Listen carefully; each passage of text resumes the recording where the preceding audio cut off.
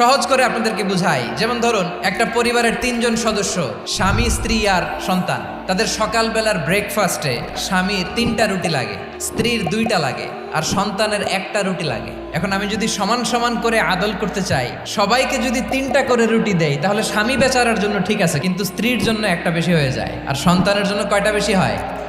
আচ্ছা, 2টা করে যদি সবাই দেয় সমান সমান নীতিতে, তাহলে স্ত্রীর জন্য, স্ত্রী বেচারির জন্য ঠিক আছে, কিন্তু স্বামীর কয়টা কম পড়ে? আর সন্তানের বেশি হয়ে যায় কয়টা? আচ্ছা, সমান সমান নীতিতে সবাইকে যদি সকালের নাস্তার জন্য 1টা করে রুটি দেই, সন্তানের জন্য ঠিক আছে, কিন্তু স্ত্রী বেচারির কম পড়ে কয়টা? স্বামীর কম পড়ে কয়টা?